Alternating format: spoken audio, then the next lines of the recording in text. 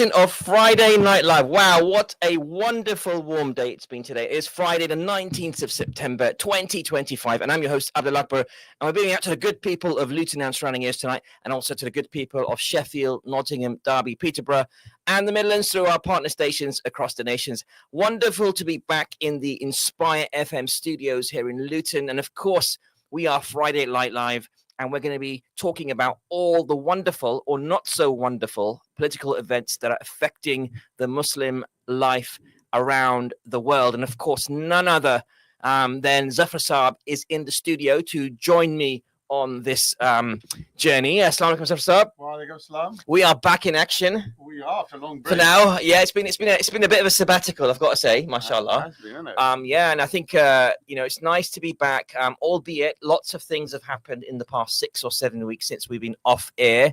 Notwithstanding a certain controversial president visiting the UK shores over the last couple of days. We saw him fly out with Melania yesterday on his helicopter, one of his 2 helicopters, I should say, that were in the UK. Marine One is what it's called when it's on UK soil. And I don't know if you know, Zafar Saab, but actually Marine One, the president's helicopter, had problems when it was flying from central London back to the RAF airbase where Air Force One, the aircraft was, and it landed at Luton Airport. Oh, did it? So Trump was actually at Luton for about 20 minutes yesterday evening. Well. Yeah. I didn't see the convoy. We are blessed. But guess what? If you look at the flight radar for yesterday, on one of those flight radar apps, you can see all the aircraft being diverted. Like they're like all the Ryanairs and EasyJets, get out of the way. President's got a problem and landing in Luton. So he was forced to land in Luton, and he probably saw the airport and all the wonderful bits around Luton. And they literally swapped helicopters. So they had a hydraulic light come on, an oil light, a bit like an oil light on a car. But if you get an oil light on a helicopter, you want to be very careful, right? Because you could have engine problems. Absolutely, but anyway, yeah, absolutely. That's probably why they have 2 aircraft, basically, just in case. Bilkul. One's a decoy. So one is a decoy. Okay, yeah. So what happens is they have 2 helicopters that are identical flying. Just in case, yeah. The president is in one, and the first lady, and in the other one, it's just staff and Secret Service and people like that. But they're identical, so you don't know which one the president is in. Oh, okay. Clever. Extra security feature. Extra security feature. That's what I'm talking about. Anyway, listeners, we're going to be going out and talking about the Arab-US alliance. We've got some amazing guests lined up. And when we're talking about the Arab-US alliance, of course, we are talking about the situation in Doha, which happened just over a week ago. Can you believe it? After everything the Arab Muslim world has done for the Americans, and I'm not just talking about this Trump administration, but over the decades where they've bent over backwards to appease America and its so-called values and its requests for security and democracy and all kinds of things that come with the caveated relationship. Israel went and bombed. Israel literally went and bombed a country that was hosting the largest American airbase in the region. Not the country, not Qatar, not Qatar, whatever you want to call it. I'm going to call it Qatar, as they do. But actually the whole region. So this has had alarm bells ringing. We're going to be talking about those alarm bells. And we're asking the question for the next 20 minutes. If this particular situation means there's going to be a reawakening of these, what some have called sleeping Arab leaders, and actually a reconfiguration, if I can use an IT term, reset, a refactor, whatever you want to call it, of the Arab Muslim configuration, because I have noticed a change in tone and wording, and we've seen some news which involves Pakistan as well, Zafar Saab, over the last couple of days. But we're going to talk to our guests about all this stuff because I want their thoughts on this. So let's get on the line right now, because they're on the line. Some really important people. We've got Sakleen Saab, who's a London-based Pakistani journalist and expert on South Asia, West Asia, and the Muslim political affairs. We've also got Hamza Rifat, who is an international affairs expert, and he's on the line as well. And we're in the process of getting our next guest as well. But this is enough. The more the merrier on this program. We do have two wonderful guests as well. So, Saklan Saab, first of all, we need to address the elephant in the room. Okay, and the elephant in the room is Pakistan is back in the fold. Pakistan is there, and Pakistan has signed a security pact with the Kingdom of Saudi Arabia. Tell us more about that and what effect this will have on the relationship between Pakistan and Saudi Arabia, but also the Gulf countries in that region. Historically, Pakistan has been doing or providing the services, military services, manpower services, and other services to the Kingdom of Saudi Arabia, which this agreement says, except one additional word, that now it's a mutual, which means what Pakistan has been doing or will do for Saudi Arabia, so the Kingdom of Saudi Arabia will also provide the same kind of military support, or as a military ally, support or help and assistance to Pakistan. Now, it seems something very, beautiful word. Let me quote Donald Trump, beautiful bill. But The one big, beautiful bill, that one, yeah.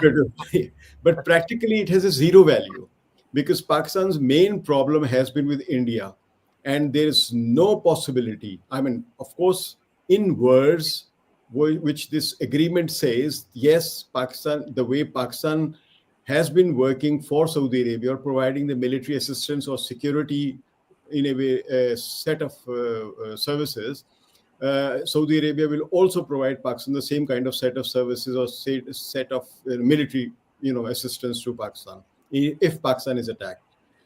These are the words of this agreement. But practically, in India and Saudi Arabia have so strong relations that it seems practically impossible that if India attacks Pakistan, Saudi Arabia will attack India.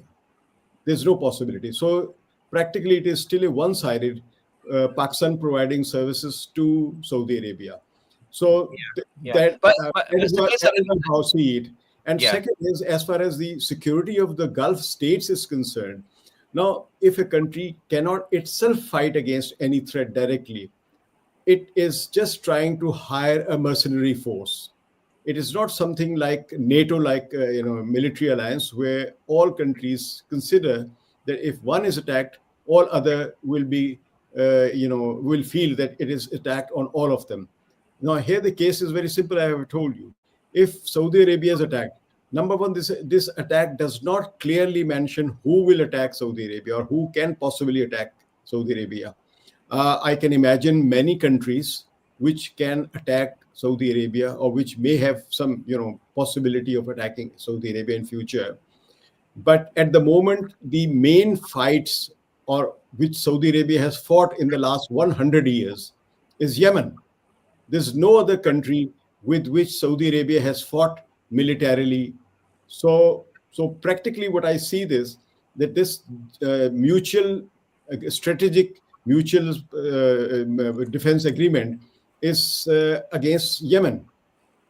If you can suggest me any other country, please name that country. All right, let me take that. Thank you for that, Saklan Saab. I'll come back to you in a moment. But let me take that to Hamza, which is Hamza Saab. Let me ask you this question. How much of this is actually just a gesture to indicate to America as a warning signal that, hey, if you don't fulfill your end of the bargain, especially with what happened to Doha, then we are going to continue to make pacts like this. I mean, the pact between Saudi Arabia and Pakistan goes back decades as well. This is nothing new. They've been mutually supporting each other, especially Saudi Arabia supporting Pakistan financially for decades, right? This is nothing new. But they haven't had a mutual defense agreement like this. So how much of this is just for show, to show the West and to specifically show Israel that any ambition you have for what they call, Netanyahu's government call, a greater Israel, needs to be stomped on right now. Forget about it. All right, thank you very much. I think there are 2 to 3 variables which actually need to be examined before we come up with, you could say, preconceived notions about what this defense pact is basically all about. First of all, Pakistan had a defense pact with the United States, before the 1970s, which actually got crippled because we were pretty much a, non-NATO US ally. We still are, but, the relationship was far more, you could say, significant in that regard. And even with China, which we tend to have an all-weather friendship with, we do not have a defense pact with them. So this is basically a watershed moment for both Riyadh and Islamabad, that we now have a defense pact. I think Saudi Arabia's strategic calculus, you need to understand the timing of this entire situation. Israel, and I'm saying this openly, I mean, it's become the mad dog of the Middle East. They've attacked southern Lebanon, they've attacked Syria, they've attacked Iraq, now they've attacked Qatar. So there is a possibility, given the fact that Saudi Arabia hasn't signed the Abraham Accords with Israel at this point in time. I mean, the entire process got hijacked after Hamas's attack. So there's a strong possibility that now Saudi Arabia believes that the U.S. security umbrella, which the Middle East has so, for decades relied on, is suddenly crippling away. And the reason because of that is because the Donald Trump administration is unequivocal in its support of the Netanyahu regime. And Saudi Arabia, given the fact that, you could criticize Pakistan all you want, given the fact that, we do have problems with regard to, balance of payments crises, we do have sovereign debt, which is spiraling and this and that. But we do have a professional armed forces. You would recall that during the Islamic Military Alliance in Saudi Arabia in 2015, former Chief of Army Staff Rahil Sharif also went there with a military contingent. So there's nothing new about this. The important factor about this defense pact is that it basically signals the intent from Riyadh that we do have a strategic partner, an all-weather friendship with Islamabad, and Pakistan is providing military equipment, military training, you could say logistical training, as well as greater contingents in Saudi Arabia to basically send a signal to the United States that we do not want to rely on your security umbrella anymore. You have not been able to, handle Israel. You haven't been able to, as you rightly pointed out, curb Netanyahu's quest for this greater Israel project. And we need to also understand that despite economic weaknesses, Pakistan is the only nuclear power in the Muslim world. And the fact is that Saudi Arabia has been constantly, there have been, back channel reports that Saudi Arabia wants to acquire uranium from Pakistan and nuclear technology. They still haven't done that. But given the fact that the JCPOA agreement of 2015 with Iran basically got eroded because of the Donald Trump administration coming into power, you do feel that the nuclear aspect cannot be underplayed that much. So I think as much as this is about, signaling to the U.S., it's also about Saudi Arabia's decision to diversify its security alliances. The GCC summit, if many of us were following that, they already came up with a cooperative security mechanism. And, and it was very rare to see the GCC actually coming together, because there are countries like the United Arab Emirates and Bahrain who still have the Abraham Accords with Israel. And you also have countries in North Africa, such as Egypt, which also have that. So at this point in time, I think a lot of countries are reevaluating their priorities. They're reevaluating the Abraham Accord with Israel, and they're reevaluating the so-called American security umbrella, which has become untenable because Netanyahu and Israel has become the mad dog of the Middle East. That's my point of view. I hear you, and thank you for sharing that. I think the UAE made a gross miscalculation in signing the Abraham Accords, because really nothing has come of those. I mean, if the intent, and I'm sure the intent was a good one, was to try to normalize relations for the betterment of all the countries in the region, and to maybe calm down the Israeli leadership and find a solution for the Palestinian situation, that has fallen off a building and crashed and exploded, right? I mean, it just doesn't exist. So that's been a disaster. I will be curious to see if the UAE and Bahrain and others that have signed the Abraham Accords will actually abandon them now as a strong gesture. And they still haven't done that. And I think Saudi Arabia has played a very smart move in not committing to any of the accords when they were under pressure from the first Trump administration to do so. That was a very good calculation, and you can see that playing out today. Before I go back to our guests on the line, let me go to Zafar Saab. Zafar Saab, I want to get your thoughts on the actual bombing of the Israeli missiles on Doha, and the American administration pleading ignorance. There's a lot of theories about that, but I find it hard to believe that the Americans did not know about it. And they said we didn't know until 10 minutes before they hit the ground. Well, I think they were briefed, to be honest. I think the president was briefed as well. You reckon they were briefed way before? They were briefed way before, to be honest. So they stood by. Not only that, a lot of the equipment, right, which the Americans run, which the Saudis, etc., run, is basically supported and maintained by Americans in the UK. So you seem conceivable that the Saudis and the Americans and even possibly Qataris didn't know of this. happening, to be honest. You mean the Qatar? You reckon the Qataris knew as well? I think the Qataris knew as Wow, well. that's deep. They knew from So what. you reckon the Qatari government also knew something was incoming? That's right, yeah, and it's basically, it's actually downplayed the whole incident, to be honest, right, just to make sure. And the key fact is that the whole operation was a failure. It didn't achieve its objectives, and that's partly because the information perhaps was leaked out, and these people were moved out of the way. And Israel managed to sort of strike an empty building, really killing a few people who are actually on the periphery. That's a strong opinion, though. I mean, to say that the Qataris knew as well. This is opinion, right, which has been shared in of course, it's on social media. It's on social media, etc. I've got no way, obviously, to actually verify whether that's true or not, but I believe it. I think it's believable, to be honest. I don't think the Qataris had the capabilities to take on. But if you look at the foreign minister's response, the Qatari, I mean, I saw his interview with Becky Anderson from CNN, right? She's the Mideast correspondent there. She's based in Abu Dhabi, and she interviewed the Qatari foreign minister, right? And he looked like he was utterly unhappy. I mean, I could use other words. Of course, they'll be unhappy. Of course, they'll be unhappy. It's the question. They didn't voluntarily not do anything. They probably weren't able to do anything, to be honest. So you mean they weren't in on it, but they knew about it? They knew about it, but they chose not to do anything about it, basically, right? Okay. Just, I see. So this is the opinion out there, and this is the opinion I believe, to be honest. In terms of the agreement with Saudi, the question really is Qatar who was bombed. Our Prime Minister went to Qatar as well. Did Qatar sign the same sort of agreement? All the Islamic countries gathered together, did they all sign the agreement? Why is it just the Saudis who have actually signed the agreement with Pakistan? But I do think it provides one important reassurance, right, to Saudi Arabia. There is less of a believable atmosphere, I guess, within the Arab world about American intentions to protect them. Their protection really is geared towards Iran in many ways. I guess when it comes to Iran, I'm sure the Americans will step in and support and provide sort of. However, there's one important element, right, which this agreement between Pakistan will help both countries. Number one, Pakistan lacks strategic depth in terms of ability to fight India, in terms of the money and resources and supplies of oil, etc. This is something that the Saudis could help with.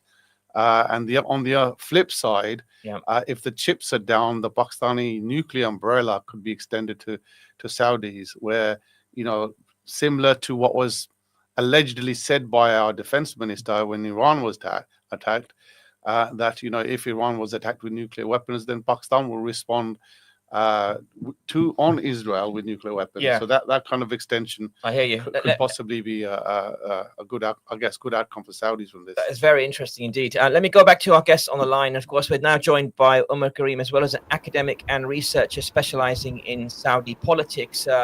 And also, let's get back Hamza and Siklain on the view as well. They're fantastic. So, Umar, let me start with you. Thanks for joining us. We appreciate your time today on Friday Night Live.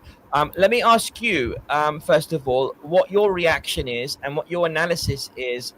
What's going through the mind of the Saudi leadership in signing this, you could be argued, historic mutual defense agreement with Pakistan? What's going on? What are they thinking? I think, first of all, thank you for having me. And I think that this was quite a surprise for anybody who was focusing upon Saudi Arabia, because Pakistani Prime Minister, they kind of visit Saudi Arabia like a dozen times every year. And their visits have become essentially non-events. But suddenly when I saw that the Prime Minister's plane is being received by Saudi fighter jets, I understood that something is going to happen. And I guess that two key developments have played their part. One was, of course, Pakistan's confrontation with India in this May, where the Pakistani Air Force performed exceptionally and downed several Indian jets. I think that a lot of people, especially the newer generation within the Arab Gulf states and within Saudi decision-making system, they kind of downplayed Pakistan as a state plagued by economic malaise and failures, while they were very much impressed by the rise of India as a great power. And they were kind of thinking that India would be their preferred partner within South Asia. But this engagement completely rattled their viewpoint, and they understood that Pakistan is quite formidable military power. It has economic problems, but it is a power which is formidable enough to defend itself against India, but actually maybe dominate India as well. And then the second thing was this Israeli attacks on Qatar, which completely have shook these Arab Gulf decision makers and the existing security frameworks, because you can no longer depend upon U.S. security guarantees. You better look for your own self. And I guess that when you need to deter or counter or challenge Israel, you need to better have solid deterrence. Israel won't be deterred by just conventional means. So, in my understanding, of course, there is a lot of to and fro on this. Some people are saying no, nuclear stuff is not involved, but I think that the deal has happened with the key focus on Pakistan extending its nuclear deterrence to Saudi Arabia, and Saudi Arabia in turn extending its, I would say, economic support and deterrence to Pakistan. So it's a win-win deal, and in a manner it revives the age-old Pakistan-Saudi defense cooperation. There is a constituency in Saudi Arabia, particularly in its defense forces, who really like Pakistani armed forces. They really appreciate their professionalism.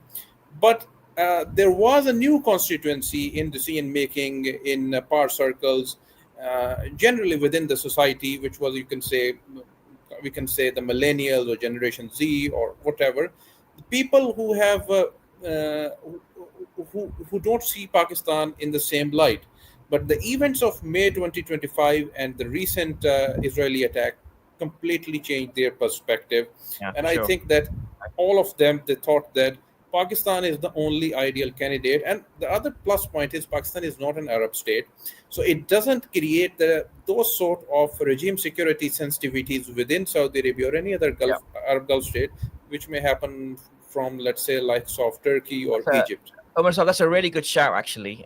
Really good point, because they're not an Arab state. It doesn't interfere with other sensitivities in the region as well. Absolutely, that makes sense. Let me just get a few last words from Sakleen Saab and Hamza Saab as well, because Sakleen Saab, 30 seconds from you if I can, which is your reactions to everything you've heard so far and what you think is going to happen next, if you can, in 30 seconds, please.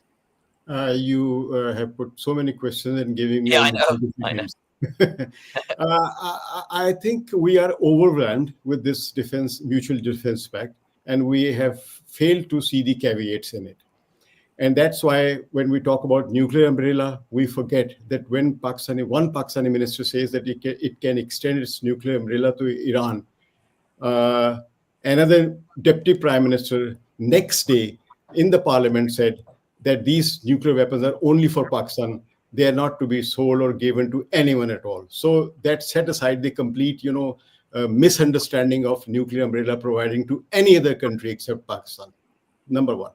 Number two, when we talk about Abraham Accord and other things which we are praising in this pact, in this. I have to move you on. So, Claire, I'm going to have to take number two next week. 1 minute only, right. rather 10 seconds. Sure. When we talk about Abraham Accord, we failed to understand that when this blockade was put by Yemen on Eilat airport, al-Rush, at that time, supplies to Israel were blocked from Red Sea, right? What happened then? What was the alternative? The alternative was from United Arab Emirates and Saudi Arabia, and then Jordan. So you can see the involvement in Abraham Accord of Saudi Arabia. So if you're thinking that Saudi Arabia is looking for umbrella, we are completely living in a kind of illusory world. We've only got 60 seconds left. The importance of CENTCOM, that it collates Pakistani forces as well. Yes, Claire, I've only got 30 seconds left, but I really want to get, thank you for that. We really appreciate that. Let me get Hamza Saab, your last words, 20 seconds from you. Sorry about that. No problem. First of all, I mean, this is a significant event. It shows that American influence in the Middle East is basically waning. There's a lot of trust deficits as well. You could hear the statement of Mohammed bin Salman when he was going ahead with the Abraham Accords exercise. He said that, I'm willing to basically normalize with Israel, but the people of my country would basically not forgive me for that. So we had to hijack the entire thing. Thank you for that. Yeah, so we're going to have to leave it there. I really sure. appreciate all of your times. We're going to have to give this more time next time, but really appreciate all of you. You guys are amazing. Listeners, this is Friday Night Live. We're going to take a short break. We'll be right back after these messages. Don't go away.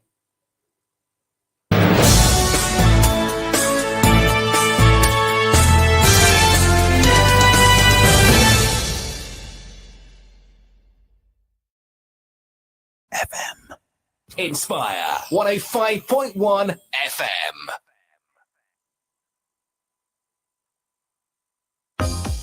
Assalamu alaikum. My name is Tassin. I am here today at Hokkarin Masjid at the Kids Inspire competition, and you are listening to Inspire on 105.1 FM.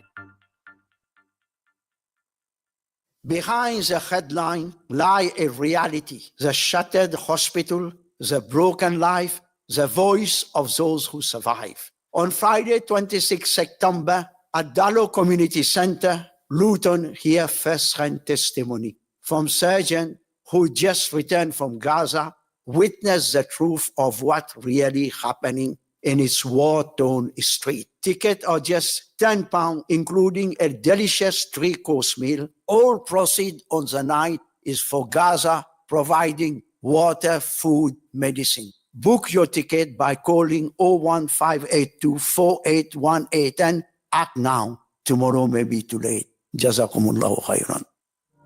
For 30 years, we've been opening doors for small businesses and large, opening fully stocked fridges and same-day deliveries, opening birthdays and graduations and new homes and happy tears and new shouldn't-haves, opening ambulances and life-saving support, opening roads that open up cities and countries and continents, opening up the world. See how the Mercedes-Benz Sprinter can open doors for your business at your local Mercedes-Benz dealer today. Landlords, let us take away the hassle of letting your property. Our comprehensive services include tenant vetting, rent collection and service charges, maintenance and repairs. Ideal Properties has 2 branches and have been established over 20 years and have gained a wealth of knowledge and experience. If you are thinking of selling or letting your property, then speak to a member of our knowledgeable team about a free, no-obligation market appraisal. We can also offer guaranteed rental income. Contact us on either Luton 721110 or 696050. Ideal Properties. Service with a smile, whatever your needs. Universal Clutches on Cosgrove Way in Luton offer more than just clutch repairs. We also now cover MOTs, servicing, brakes, suspension, and vehicle recoveries. We've got you covered whether you drive a manual or semi-automatic car, van, or truck.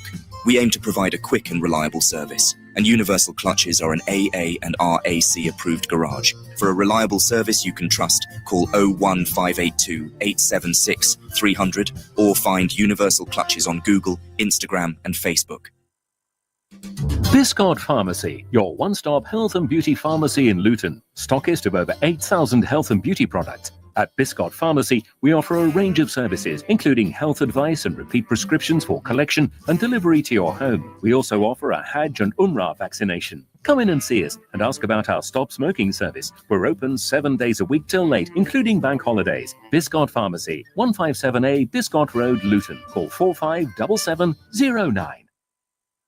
Can you imagine losing your parents and seeing your home destroyed? Thousands of children in Gaza have lost one or both of their parents. Agosh UK invites you to sponsor an orphan in Gaza and provide them with life-changing care, protection, and hope. Let's help orphans to rebuild their lives. Donate your zakat and sadaqah for an orphan in Gaza today. £500 per year or £42 per month.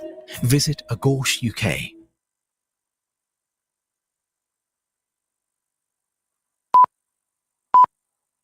From the studios of Inspire FM, the time is now 6:30.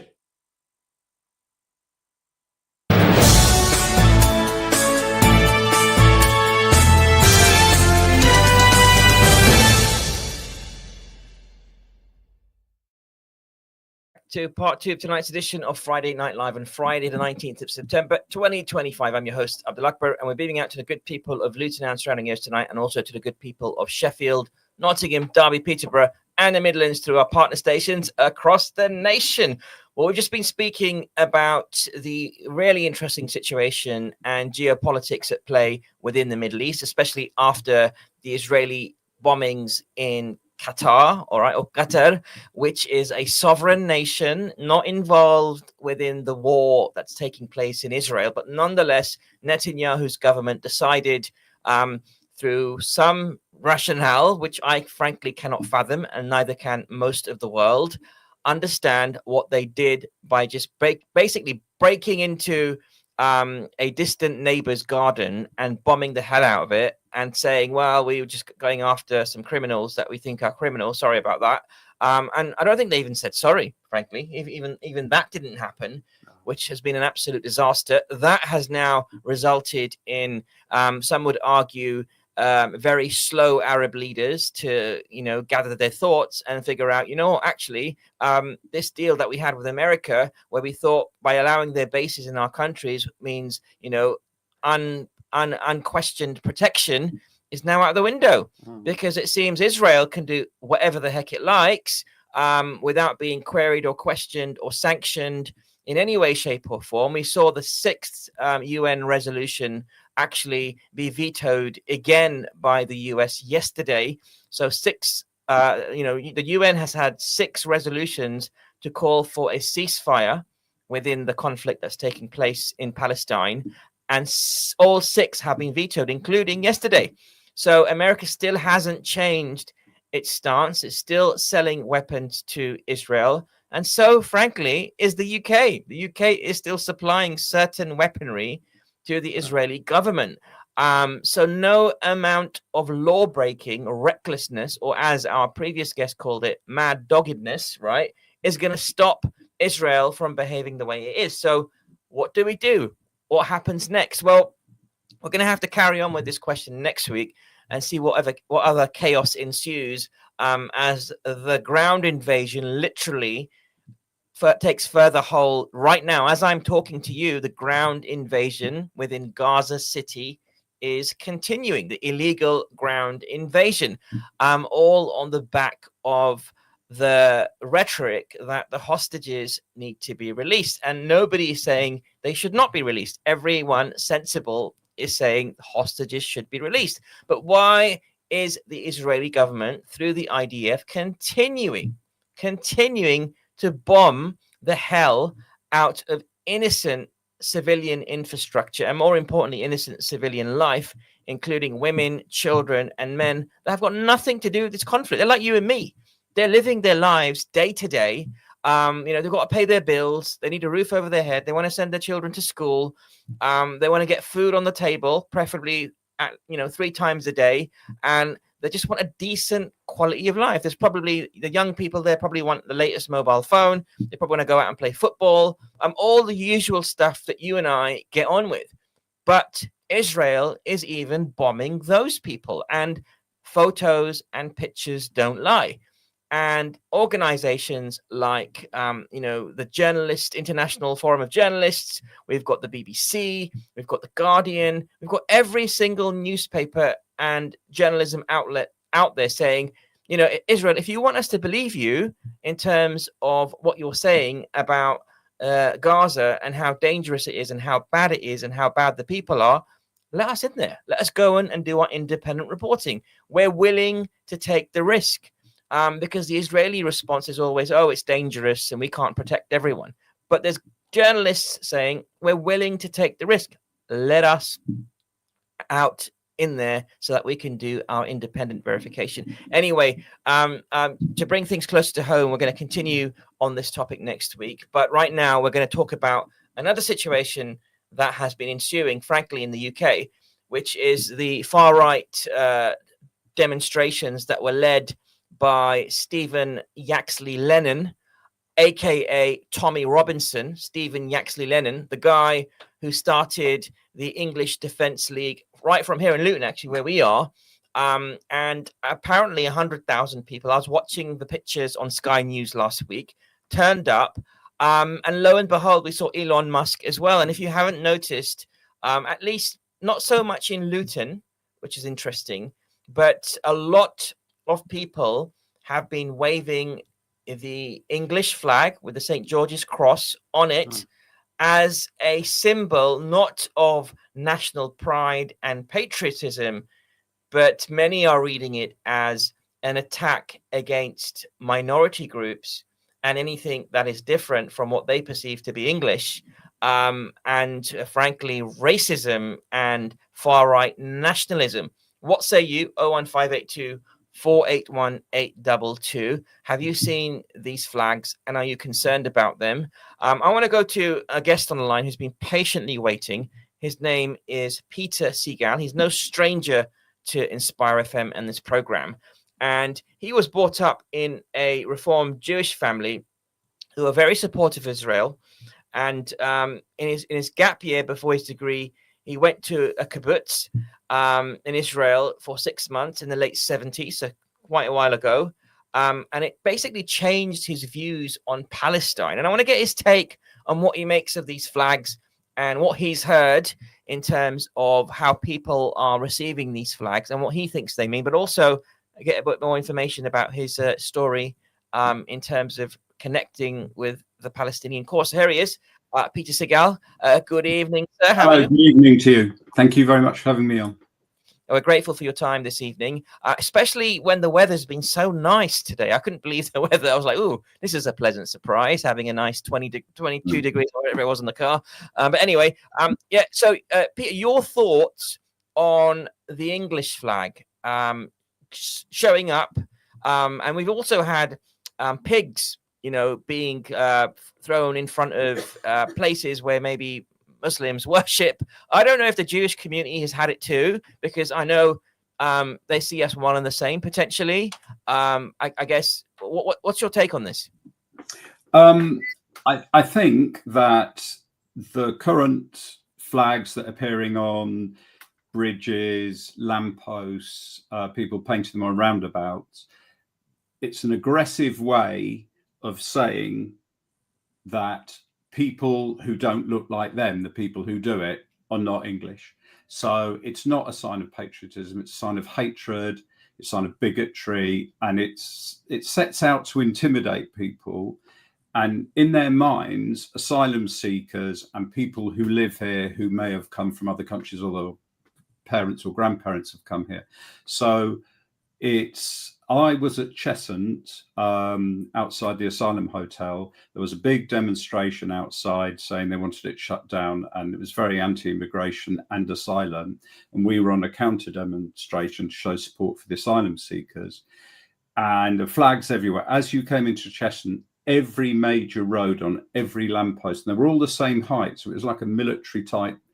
It was just incredible everywhere you went, and they are clearly set out to intimidate people.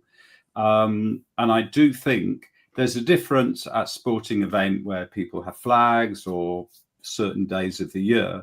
This is an attempt, and who's paying for these flags? Who's organizing it? I'm not saying that every single person who goes on these marches or protests is a member of the far right, but inherently the far right organize these events, and they're dominated by racists. And there is so much hatred. Just to add that there were about 100 of us, and the police couldn't cope with the protesters in Cheshunt. They tried to attack us at both ends physically. They threw flares at us. The Yaxley Lennon, to call him by his real name, at that protest, people were drunk at 11 o'clock in the morning going from Luton on the train to go to that protest. There was so much hatred. The levels of Islamophobia and the chanting were, I can't repeat them on your show, but it was absolutely shocking. It was shocking. And even watching the, thanks for sharing that, by the way, and even watching the far right demonstration that Stephen Yaxley Lennon, Tommy Robinson was leading last week in central London in Whitehall, it wasn't shocking, but it was disturbing to see Elon Musk pop up on the stage and talk his nonsense and rile them all up as well. And you're suggesting people are funding it.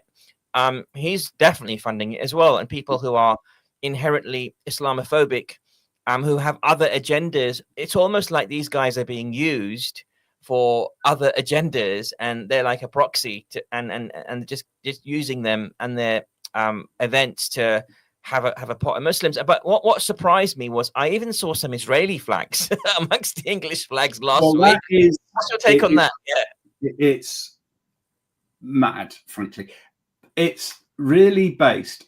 Anyone who was wearing kafaya or anything pro-Palestinian who was countering the Yetzirah and Robinson March were insulted, spat at, called traitors.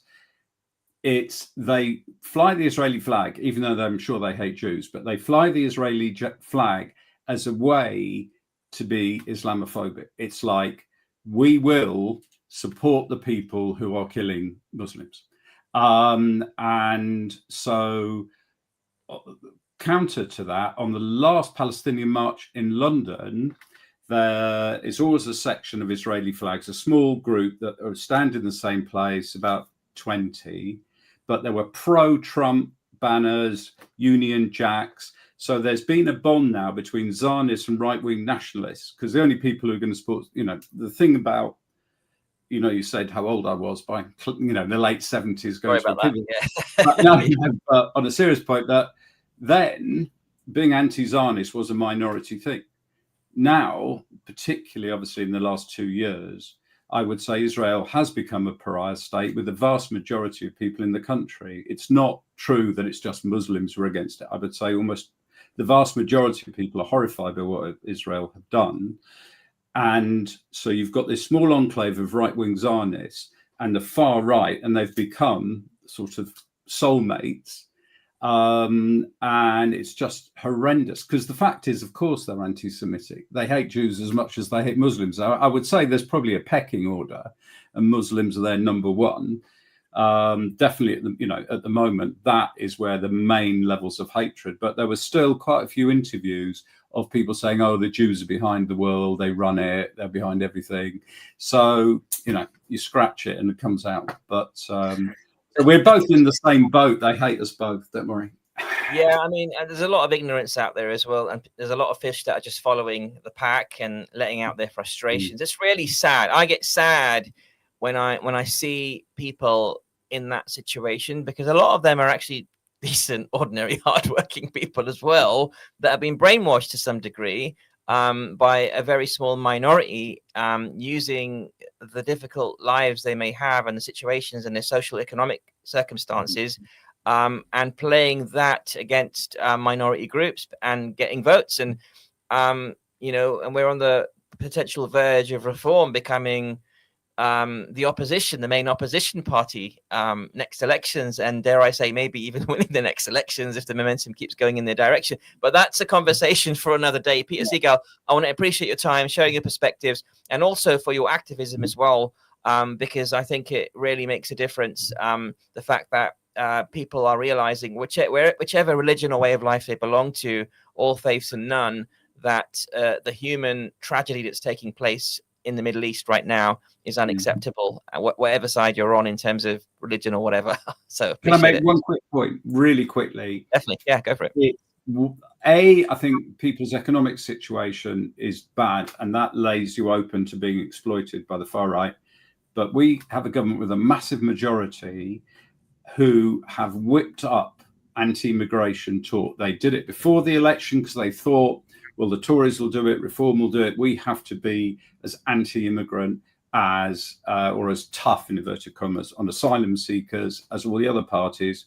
And all you hear from Labour since they've got there are about small boats. Small boats are a very small percentage of the people who come here, but they are playing the race card to try and defend their vote against reform. And that they are to blame for a lot of whipping up, I feel, the antagonism. So I couldn't agree with you more. And guess who they've got to get the whip out proverbially right now? It's another Asian, so-called Muslim, Shabana Mahmood, who's going to be doing the dirty work for Keir Starmer. The irony, right? So it's crazy how things are unfolding. And, a lot of people are predicting that, Keir Starmer may not be the person that sees Labour into the next elections, especially if things go the way they are. Though he did have a good couple of days with the Trump seemed like he was subdued, and they might have put something in his drink to calm him down for the last couple of days. So let's see what happens. Anyway, Peter, appreciate your time as always, and have a wonderful rest of your weekend. Cheers. Take care. Bye-bye.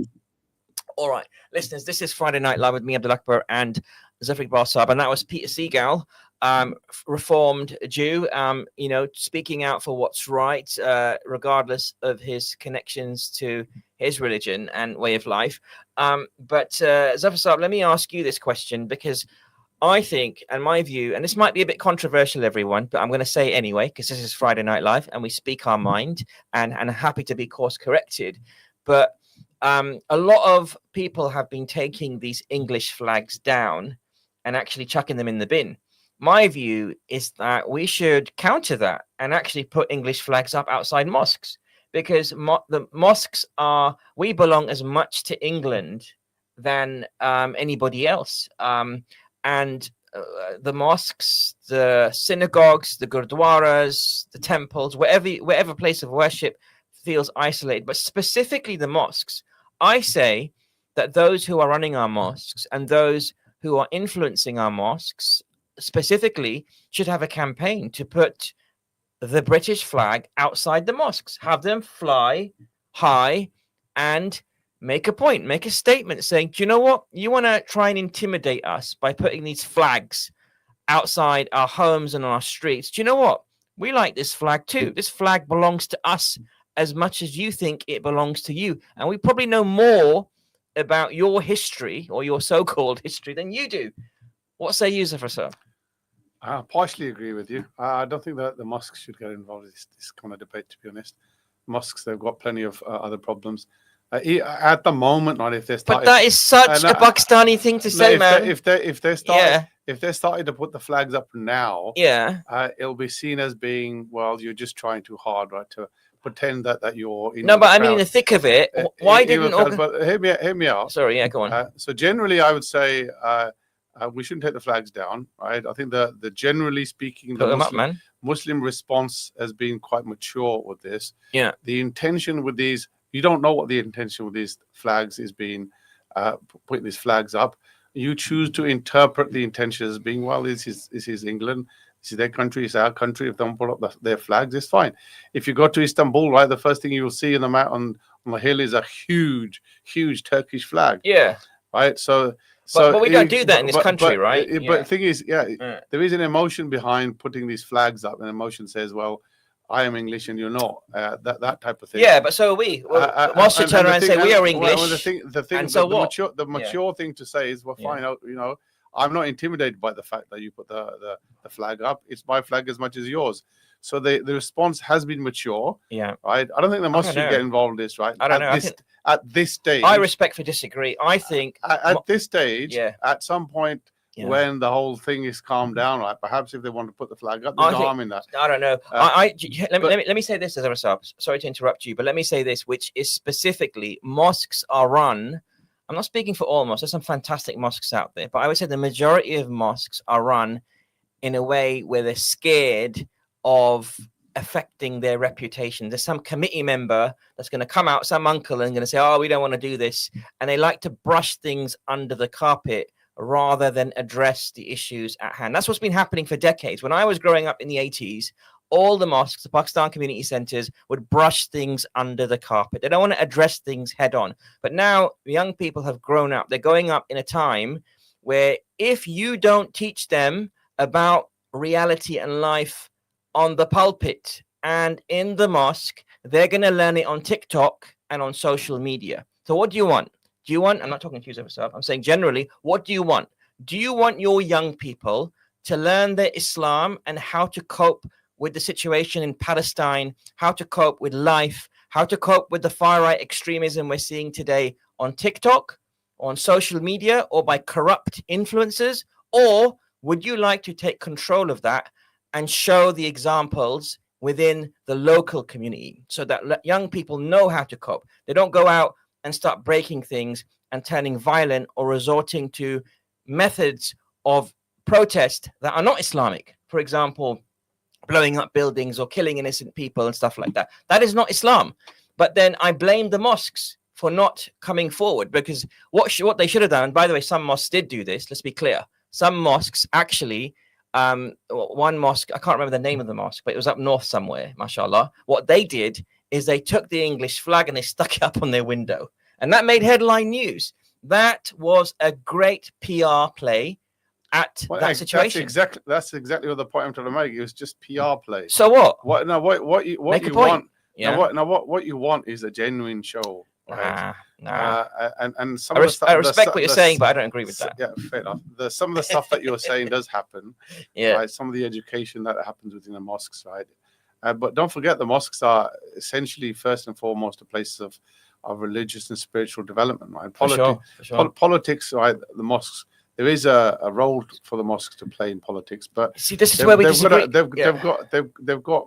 Yeah. The main one is about spiritual development. Yeah, but politics is part. You can't separate spiritual development from politics. It's all part of it. Overtly sort of getting involved in political debates and stuff like that does harm, right, to the reputation. And look, I'm not one of those people that claim that we. I'm saying this, but in the past I have. This is through learned experience, to be honest, right? The fact is that the mosque should focus on spiritual development at the end of the day. But there is an element, you're quite right. If there's nobody else to defend it, right, the role falls on the mosque. What I'm going to say, you're right to some degree as well. What I'm going to say is that if you are a leader of a mosque, you're a committee member, you are an imam of a mosque, your neck is on the guillotine. That's all I'm saying, proverbially speaking. Your neck is on the line when Allah will question you and say to all of you people that are running the mosques, what did you do in this situation to educate your community, to educate your youth? And I'm telling you now, I've been to many mosques, not just in Luton. I'm not having a go at any of the mosques in Luton, be clear. I'm saying all mosques have a responsibility to stand up and educate their people. And don't be shy, don't be scared, stand up and raise the flag and counter these people who are claiming that we are not part of this country. Wave the flag and say we are as English as you are, and we're going to show you by raising this flag. I know that's a PR stunt anyway. But anyway, we've got a caller on the line, and let's see what the caller's saying as well, because this is an international show, and we like to speak to our callers. Caller, are you there? Assalamu alaikum. Where are you calling from? Wa alaikum salam. Can you hear me? MashaAllah, yes, go for it. I'm just listening into this conversation. Yeah. And you're talking about the mosques actually raising the flag, the English flag. Yeah. And I disagree with you as well. I don't think that's necessary. Why is that? Especially when you say, because obviously it's political as well. I agree where the mosques are more spiritually teaching younger people. And when you say like the mosques need to be the source of information, they need to be a source of Islamic information, not political information. But okay, thank you for sharing that. I really love the point that you made. But do you know that the Prophet ﷺ talked about politics in the mosque? Alhamdulillah, I did not know that. Okay, so let me tell you that a lot of the verses of the Quran, and I'm telling you as a student of knowledge, someone who's continuing to learn, were actually revealed when the Prophet, peace be upon him, was actually worshipping on the pulpit. These were political ayahs that were being revealed, these verses, these statements. Now, I'm not saying we should go and plan demonstrations in mosque, but this narrative that we've been programmed to believe, which is the mosque should be separated from social, economic, and political life, is rubbish. It's garbage. You know why, bro?